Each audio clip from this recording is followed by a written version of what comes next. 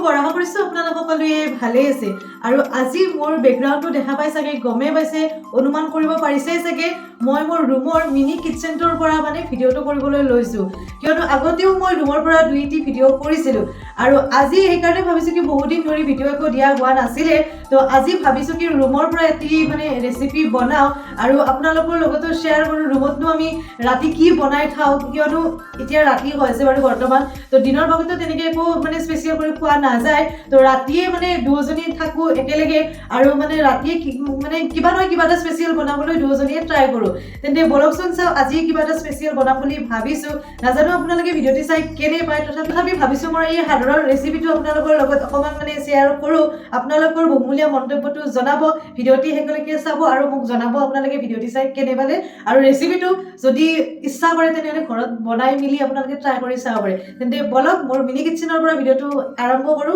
বলক নেক্সট ষ্টেপলৈ আগবাঢ়িছো আৰু এই ভিডিঅ' আপোনালোকক দেখাই দিছো এইটো হৈছে আমাৰ ৰুমৰ মিনি কিচেন আৰু ইয়াতে মই বজাৰ পাতি কৰি আনিছোৱে এইবিলাক বজাৰ পাতি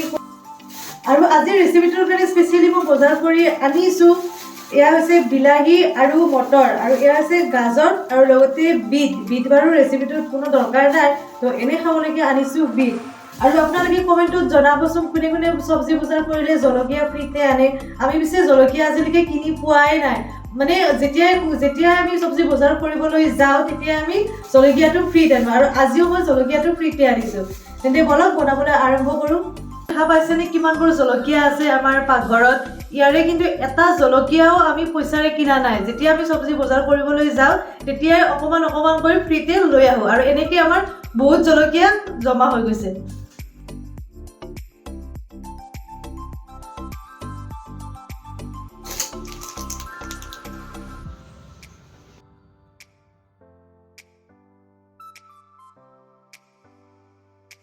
তো এয়া প্ৰথমতে মটৰ চেলাই আছো মটৰখিনি প্ৰথমতে ৰেডি কৰি ল'ম তাৰপিছত আপোনালোকক দেখাই আছো কি যোগাৰ পাতি কৰি লওঁ তো এয়া একেবাৰে যোগাৰ পাতি কৰি লৈ ল'লোঁ আমি এইফালে লৈছোঁ অকণমান মটৰ আৰু এইফালে তিনিটা সৰু আলু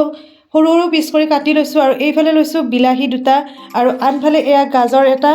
কাটি লৈছোঁ আৰু এইফালে আদা আৰু দুটা জলকীয়া লৈছোঁ আপোনালোকে ইয়াতে নহৰুও লৈ ল'ব আৰু নহৰু ইয়াতে মই লোৱা নাই কাৰণ আমাৰ ৰুমত নহৰু নাই বৰ্তমান তো নহৰুটো স্কিপ কৰি দিলোঁ উপায় নাই তো এইফালে আদা আৰু জলকীয়া লৈ লৈছোঁ আৰু বলক এতিয়া আমি বনাবলৈ আৰম্ভ কৰোঁ তো প্ৰথমতে আমি বিলাহীখিনি ভালদৰে ইয়াতে এইখনৰে ৰুকি ল'ম বুলিয়ে ক'লোঁ আপোনালোকে কি বুলি কয় গম নাপাওঁ আৰু তো আমি ৰুকি লওঁ বুলিয়ে কওঁ বাৰু